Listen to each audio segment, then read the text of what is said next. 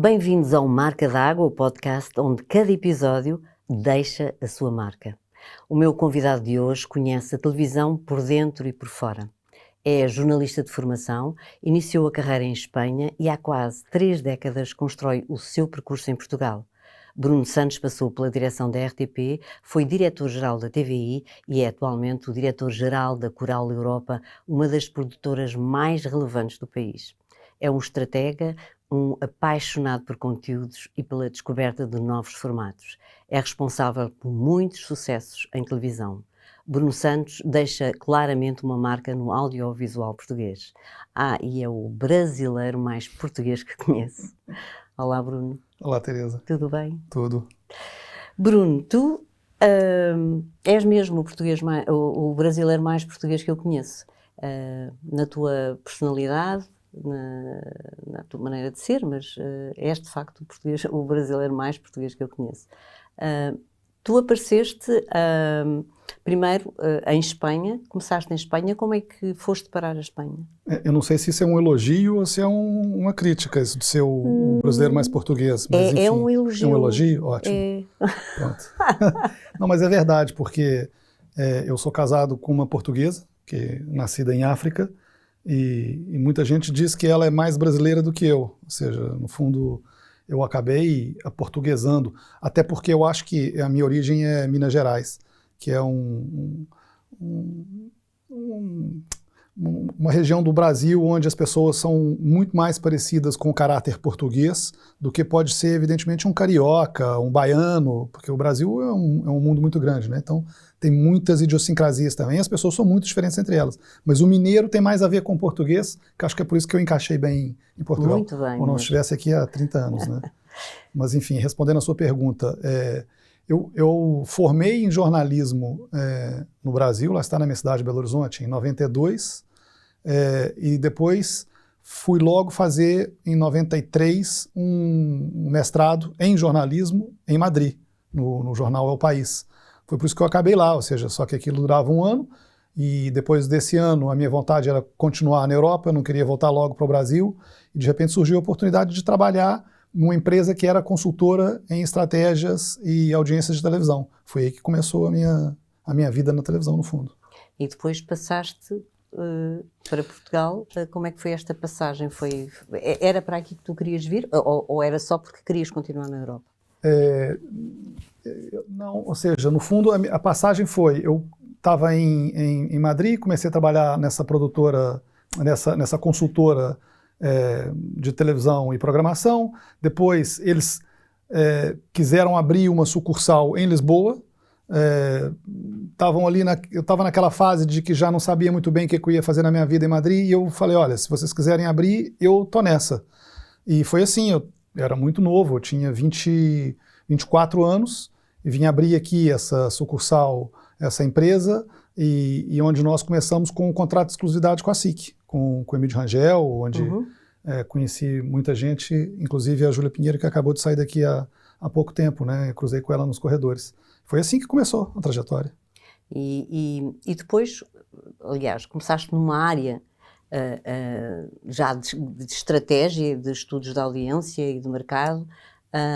Isso era uma área que tu querias para a tua vida? Não, acho que as coisas foram acontecendo. Eu, na verdade, sempre tive durante muitos anos eu ainda sonhava em ser jornalista. Mas eu acho que eu acabei integrando e absorvendo um pouco dos meus conhecimentos adquiridos e vontade de escrever, de analisar coisas. E essa parte de análise de audiência, estratégia, estudo, acabou me permitindo isso. Eu escrevia muitos relatórios, me aprofundava nos dados, investigava, né? Ou seja, no fundo eu dava notícias para os diretores dos canais de televisão, né? No fundo era essa um pouco a minha... Estavas a aliar aí no teu lado jornalístico. Exatamente. E de repente vais para a RTP. Sim, eu vou para a RTP com o maluco, no bom sentido da palavra, Emílio Rangel, né? Ou seja, eu era consultor da SIC e ele me faz esse convite para ir para a RTP. Eu tinha um problema muito mal resolvido na minha vida, que eu era consultor dessas figuras, Emílio Rangel, a minha empresa também trabalhava para o Brasil, em canais de televisão brasileiros, eu era consultor internacional também, eu viajava, E eu tinha... nessa altura tinhas que idade? Tinha 25, 26 anos. Uma criança. Era uma criança. E tinha esse problema, ou seja, eu estava dizendo para essas pessoas o que eles deviam fazer em termos de programação, mas nunca tinha trabalhado dentro de uma televisão. Isso para mim era um problema, que eu tinha que resolver de alguma forma, né? Ou seja, eu não me sentia nada confortável nessa coisa. Eu não posso dizer para esse homem o que ele tem que fazer se eu nunca estive lá dentro, né? É o problema do consultor, né? Tem aquela frase magnífica, se você não consegue convencê-los, confunde-os, né? Eu usei muitas vezes essa tática como consultor. Mas aí o Rangel me chamou para fazer parte da equipe dele, que foi uma tropa maravilhosa, éramos 12 pessoas, né, que desembarcamos na RTP. Foi um período maluco, mas de muito trabalho. Estávamos aqui... Estávamos em 2001. Eu Sim. lembro, foi pouco depois de cair as Torres Gêmeas, isso que eu lembro. E aí começaste a trabalhar em programação propriamente dita? Sim, aí eu peguei todos os meus conhecimentos teóricos de ver muita televisão, evidentemente, eu insisto muito para as pessoas que trabalham em televisão, quem não gosta de televisão, não adianta querer trabalhar em televisão, tem que gostar de ver televisão, tem que gostar de consumir televisão. E eu peguei todos esses conhecimentos e apliquei na prática, né? Ou seja, ajudei a construir uma grelha nova da RTP. A grelha da RTP, se vocês forem analisar e forem ver o que era a grelha da RTP antes dessa equipe entrar e o que foi depois, e muitas das coisas que estão implementadas até hoje, passados 20 e tal anos, ainda estão lá. Ainda estão lá. Altura. A estrutura da grelha tá lá muita coisa. E tu acabaste por aplicar tudo aquilo que foste aprendendo, e o teu lado jornalístico continuou ali presente, mas também começaste a tinhas um gosto, que eu sempre conheci, pelos formatos, pelos conteúdos. Tu conseguiste desenvolver isso na RTP? Ou foi não, só mais tarde? No início não, ou seja, no início da RTP eu era, as pessoas até, no início era uma coisa muito polêmica, porque foi depois que o Partido Socialista, o governo caiu, o PSD assumiu, dizendo que ia privatizar um dos canais, aquilo era um período muito conturbado. E eu nessa altura, saíam muitas notícias nos jornais, os ordenados que nós ganhávamos. E, curiosamente, eu apareci sempre como técnico superior brasileiro. Técnico superior brasileiro, ninguém me conhecia como nome, né? Mas então eles iam lá nos arquivos, achavam aquilo e publicavam. E eu, nessa altura, era realmente um pouco isso. Eu era muito, muito técnico, tinha essa vontade de colocar a mão na massa nos conteúdos, mas isso só foi acontecer mais tarde, porque nessa altura havia outras pessoas mais experientes do que eu para esse tipo de coisa. Foi através da minha entrada na RTP2, em que eu mergulhei mesmo de cabeça nos conteúdos. Era diretor de programas. Eu era subdiretor de programas da RTP2, primeiro a convite do Manuel Falcão, na época da sociedade civil, tínhamos que fazer programas, e depois com o Jorge Vemas. E depois eu voltei para a RTP1 também, já como diretor também diretor adjunto de programas, onde eu continuei um pouco essa labor de criar conteúdos, de identificar formatos. Acho que aí também despertou novamente o bichinho do jornalista enquanto produtor de conteúdo no fundo, né? Estando a falar da televisão pública, audiências era um tema que não se falava muito, ou falava? Falava. Ou seja, era um assunto tabu, né? Porque, no fundo, o Emílio Rangel entra na RTP um pouco para, não vou dizer salvar, mas para segurar, porque as audiências da RTP estavam em queda absoluta. E, evidentemente, naquela altura, eu já não me arrisco a dizer hoje em dia, acredito que um pouco sim, mas eu acho que é menos, os governos davam a relevância que a RTP tinha dentro da sociedade, portanto, em termos de audiência, se ela era vista ou não. Aquilo acabava por ser um meio de comunicação, evidentemente, muitas vezes conflituoso com o governo, mas não deixava de ser um meio de comunicação público. Então, interessava aos governantes que ter uma RTP forte e relevante, né?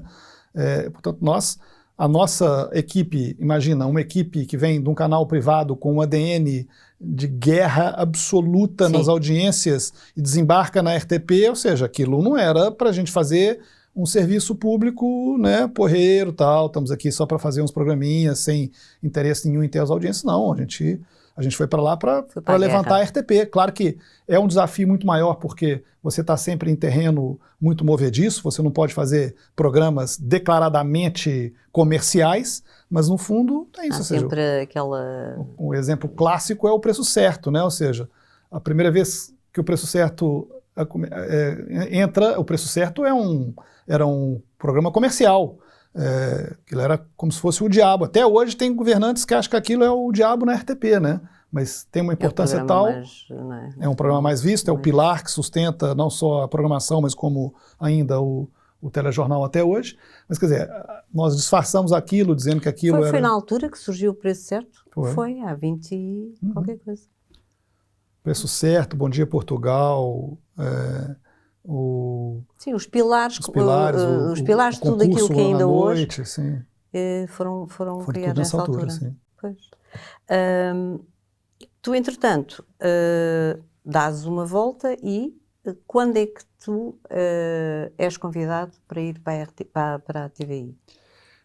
Eu já estava num processo também, eu já estava na RTP, ou seja, de 2001 até 2000, foram 9 anos e qualquer coisa.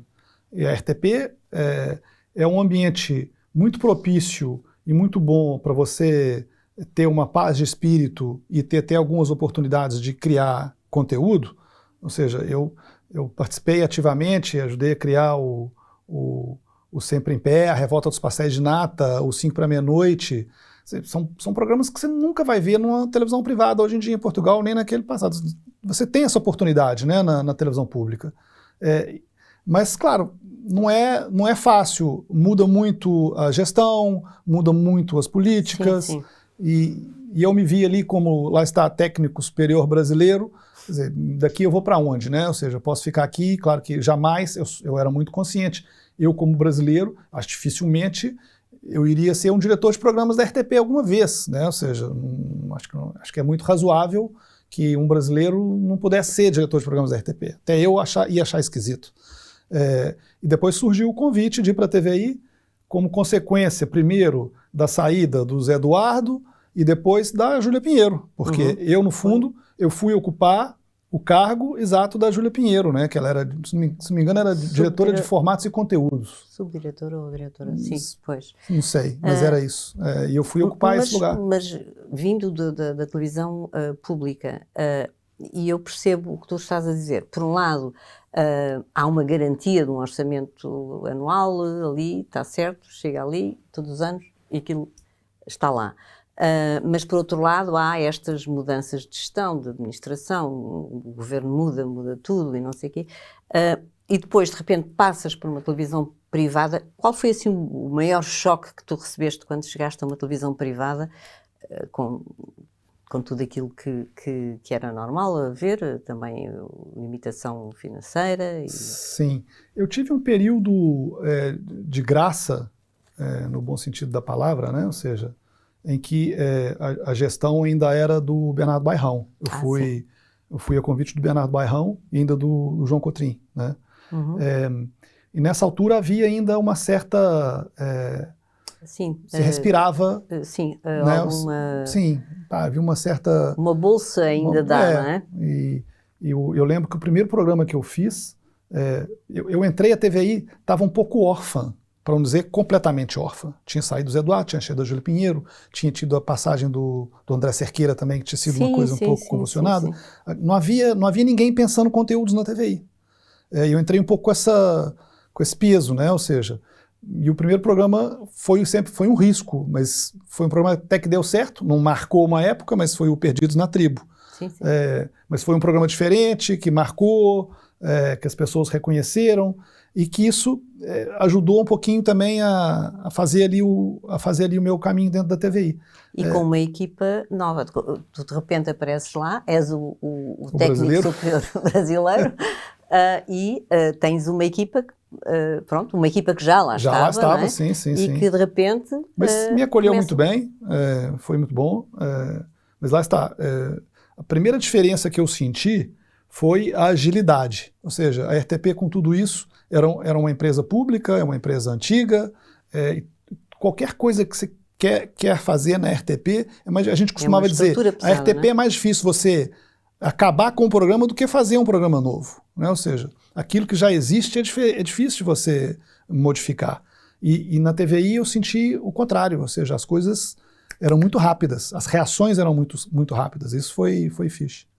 E tu rapidamente, pronto, foi também uma altura ainda boa da TVI, onde tu começaste também a poder fazer aquilo que tu realmente gostavas, que era meter a mão mais no conteúdo e nos Sim. formatos. Foi isso que aconteceu?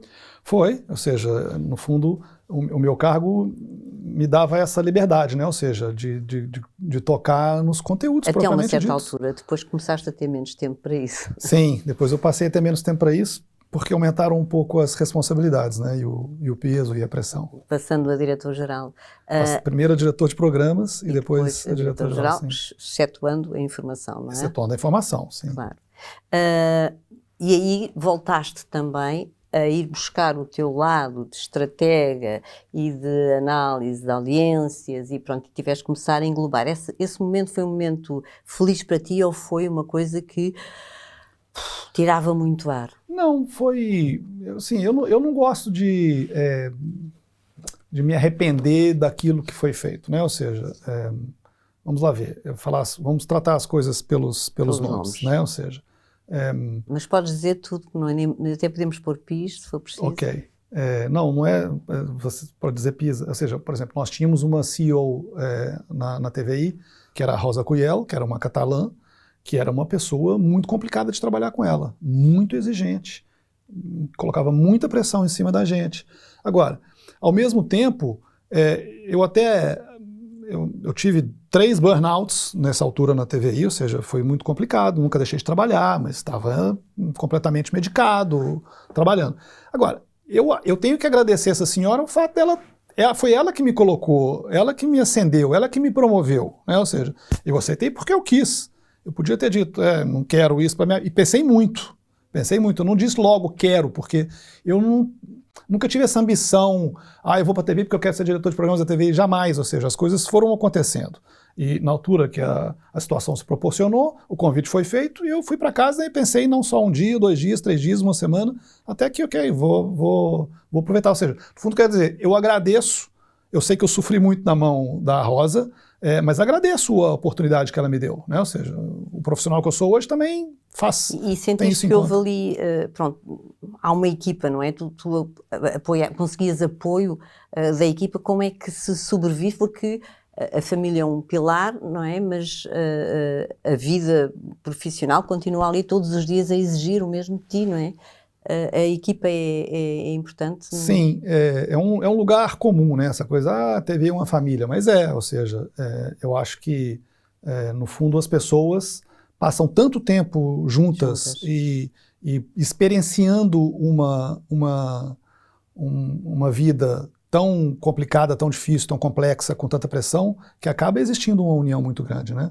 Uhum. Parafraseando, né? Ou seja, a coisa dos realities, né? Isso é 24 sobre 24, né? Na TV não é 24 sobre 24, mas é quase. E a gente está ali vivendo intensamente tudo aquilo. Só não está em um jogo, ou se calhar até está, não é? Sim, se calhar alguém estava jogando conosco. Yeah. Mas, entretanto, tu que nesta altura avaliavas formatos e fazias, no fundo, até pedidos a produtoras independentes para produzirem formatos para a TVI, de repente veste numa produtora independente, na Coral, que sempre trabalhou para todos os canais, é das produtoras que mais produz para as televisões generalistas, e de repente estás como diretor-geral. Isso foi aquilo assim, foi um bombom, foi uma coisa que veio na altura certa, era aquilo que tu querias? Eu acho que as coisas vão acontecendo, eu tenho um lado meio místico, né? Ou seja, eu acho que a gente quando pede uma coisa para o universo acaba, no fundo, se você tem um pouquinho de sorte, acaba te propiciando isso. Eu lembro de um momento muito concreto, onde uma época que estava muito difícil na TVI, com muita pressão, de resultados, de audiência, com dinheiro escasseando e você tendo que manter resultados, porque no fundo eles queriam vender a TVI, né? Ou seja, então a gente tinha esse dilema de não podemos gastar muito dinheiro para não afetar os resultados, mas temos que manter as audiências para manter o ativo. Aquela ginástica quase impossível. Exatamente. Não é? E eu uma vez fui a uma produtora, não vale a pena dizer aqui o nome dessa produtora, eu fui como diretor da TVI, me chamaram para essa produtora, eu entrei na produtora, estava um ambiente tão porreiro, tão fishy, sabe? Ou seja, todo mundo feliz, todo mundo alegre, e eu pensei, porra, eu tô levando uma vida infernal, e esses gajos que estão aqui porque eu que tô pagando essa vida para eles, né? Salvo seja, ou seja, sim. Tá tudo errado, quer dizer, por que não somos nós que estamos bem e esses gajos estão aqui trabalhando para também ter resultados? Ou seja, e eu percebi que a vida no mundo da televisão tem vários ângulos, né? Ou seja, e realmente, hoje em dia, eu percebo, sou consciente, porque eu tenho amigos ainda dentro dos canais de televisão, e a vida deles continua sendo uma vida muito mais difícil. Não é? Sim, é um rolo de moer carne que eu falava, né? Ou seja, autenticamente. E numa produtora, claro que você tem momentos difíceis, momentos de ter que despedir uma equipe inteira porque o canal não te renova um projeto, é muito complicado esse tipo de coisa, mas não é comparável, sabe? Realmente não é comparável, né? Ou seja, eu tenho essa vontade de dizer isso, ou seja, é claro que os anos que eu sofri também, acho, de pressão na TV me deram um pouco de calo, né? Hoje em dia eu encaro os problemas com uma outra perspectiva, mas não há comparação. E de repente, de diretor-geral da TVI, passas a diretor-geral da Coral, esta experiência que tu tiveste tanto na RTP, que começou já na RTP e na TVI, acho que é preciosa no cargo que tu tens agora, ou seja, tu conheces as manhas, não sei, conheces pelo menos alguns dos truques, és capaz de saber melhor, é bom para o negócio, penso eu que te ajuda a negociar. Ajuda. Agora, é verdade também que o homem é o homem e a sua circunstância, né? Ou seja, eu muitas vezes sou acusado pelos colegas que estão nos canais, de, você parece que nunca teve cá, e é um pouco verdade, mas realmente eu acho que eu tenho uma boa perspectiva de pelo menos tentar entender e procurar saber o que o canal precisa na hora de fazer uma encomenda, como é que eu vou fazer um pitch, como é que eu vou vender um formato, né? Ou seja, eu sei os pontos que eu tenho que tocar para ver se eu chego a um entendimento. No fundo, eu acho que isso me deu alguma ajuda, né? E a Coral começou de facto a investir mais em ficção, em séries de ficção, o Sr. Rui, a vida do documentário do João Nabeiro? Sim, mas é a ficção do Nabeiro, fantástico, de facto, foi assim foi um passo grande para a Coral aventurar-se neste tipo de séries. Isso é possível porque estamos a falar também de outras plataformas de streaming, porque estamos a falar de produzir isso para uma televisão que, pronto, isto é uma série talvez com custos um bocadinho nada mais altos do que o que é comum para uma televisão que tem que viver dos seus, daquilo que faz, do dinheiro que faz. Isso é possível por causa destas novas distribuição Só é possível por causa disso, por causa dos subsídios que nós conseguimos através do ICA, por causa do complemento que essas plataformas conseguem nos oferecer para montagem financeira e, no fundo, no caso da Coral, a necessidade faz o sapo pular, né? Ou seja, você em Portugal tem um mercado muito bipolarizado. O melhor produto para uma produtora de ficção é novela, no sentido em que é um produto de longo prazo, você consegue fazer uma boa economia de escala, portanto consegue rentabilizar o seu negócio. Fazer séries é um negócio de alto risco, porque são menos episódios, custam mais dinheiro, mas a verdade é que nós não tivemos muita opção, porque você tem a SIC, que produz muita novela com a SP, praticamente em exclusividade, e tem a TVI, que tem uma produtora in-house. Portanto, não tem mais, a RTP não produz novela. Então, o que a gente pode fazer? A gente pode fazer séries, minisséries, e procurar não só no mercado internacional parceiros para fazer coproduções, que é o caminho que a gente tem feito. Não somos os únicos, mas temos tentado fazer. Pensas que a televisão está de facto a mudar, não é? E a gente sabe que os conteúdos que este tipo de conteúdos podem ser considerados televisão à mesma, só que são distribuídos em todo o tipo de plataformas, não é? E esse vai ser o futuro da televisão. O que é que tu achas que vai ser o futuro da televisão? Acho difícil. O YouTube, por exemplo, para mim é televisão, né? Ou seja, e o YouTube, há uma geração que não liga para ver SIC, TVI, RTP, não sabe o que é isso, né? Ele consome conteúdo televisivo noutra plataforma.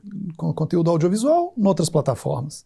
E eu acho que é importante que a televisão tradicional se adapte a essa nova realidade. Como é que isso vai acontecer? Não sei. A verdade é que tudo que a gente vai lendo, tudo que vai sendo investigado, a tendência é o aumento desse consumo em detrimento da televisão.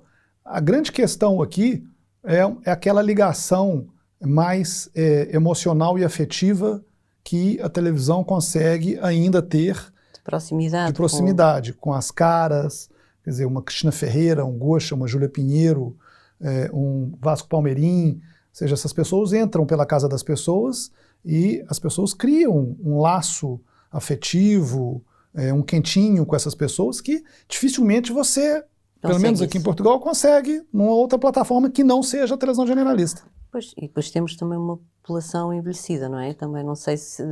Mas a população que vai envelhecer já começou a consumir outras plataformas. Exatamente, também, não é? Ou seja, aí você me pergunta, mas então os nossos filhos, quando tiverem 80 anos, vão consumir o telejornal da RTP1? Não faço ideia. Eu penso que me lembro de uma altura em que nas televisões generalistas, vocês produzem, e ainda produzem, para as 3 televisões. Sentiste alguma vez assim quase o conflito de interesses, ou seja, vocês produzem a Casa Feliz, não é? Sim, na SIC. Na SIC.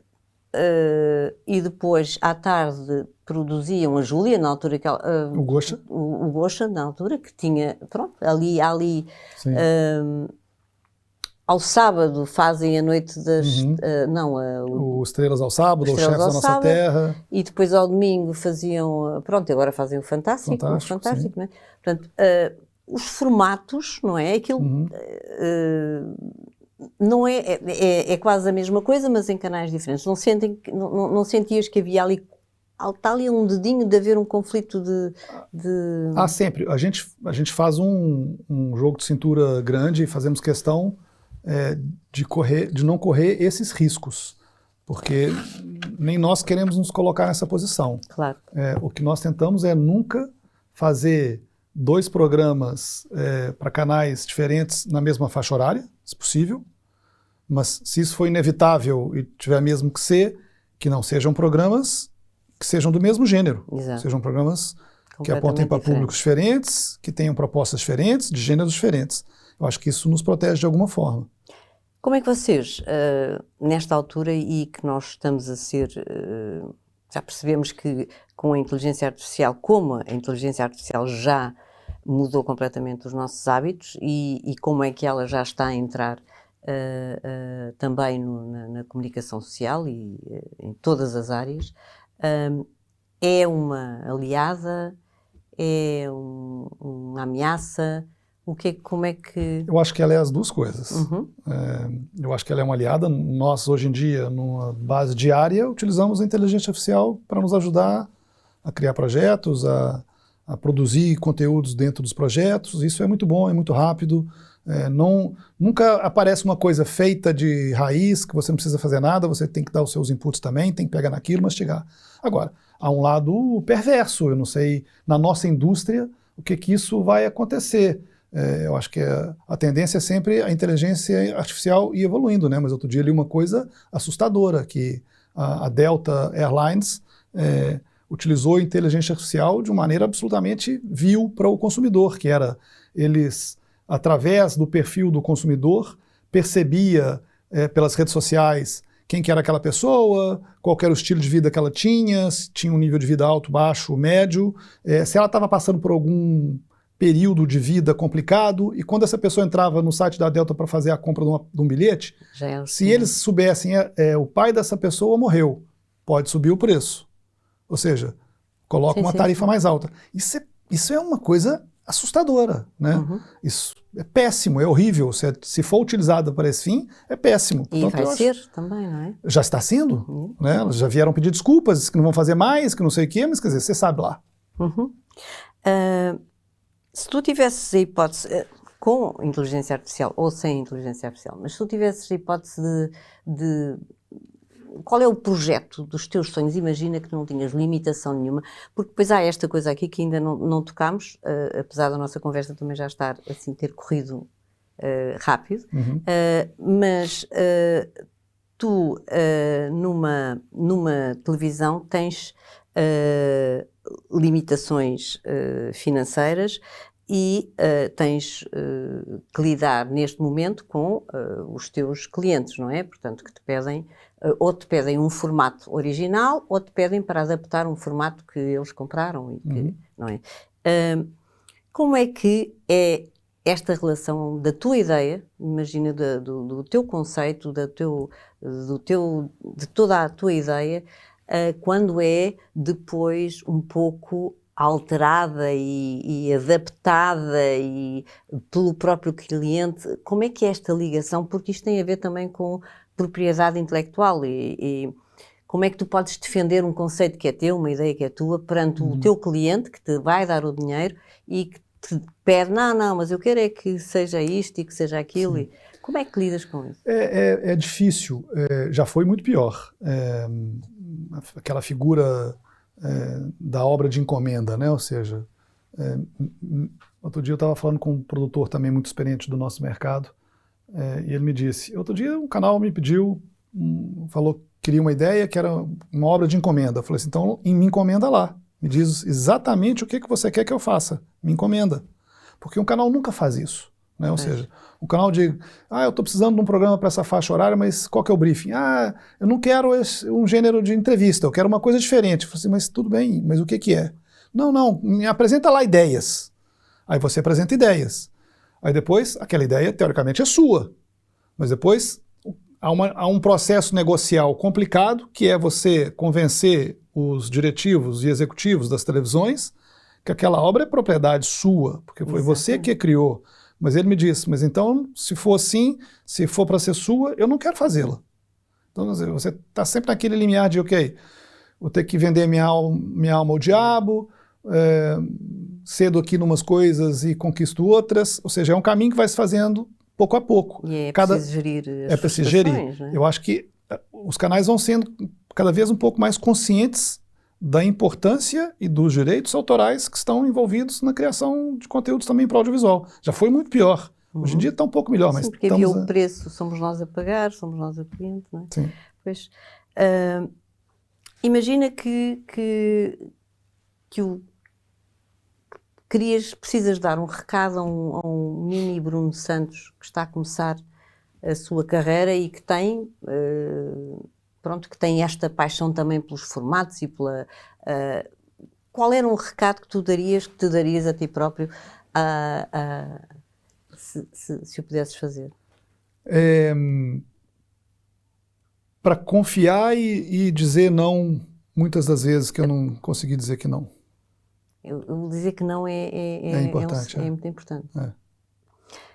Que marca d'água é que tu gostarias de te deixar no audiovisual, na tua vida? Que marca d'água é que tu gostarias? Esse é o momento que dizem os teus olhos? É exatamente isso. Mas foi diferente, isto é diferente. Eu acho que eu gostaria de deixar uma marca de uma pessoa que fez alguma coisa e que conseguiu marcar pela diferença... se não o meio, pelo menos as pessoas do meio. E deixaste. E deixas. Obrigado. Muito obrigado, Bruno. Gostei Obrigado. muito desta conversa. E pronto, esta tua vontade e a tua forma particular até de liderar e faz com que seja bom estar numa equipa onde tu estás. Obrigado pela parte que me cabe. É muito bom trabalhar com você também. Pois é, o Marca d'Água é um podcast quinzenal criado pela GEDIP, um espaço de reflexão, partilha e valorização do que é único, original e autoral, porque cada criação deixa a sua marca. Não perca o próximo episódio.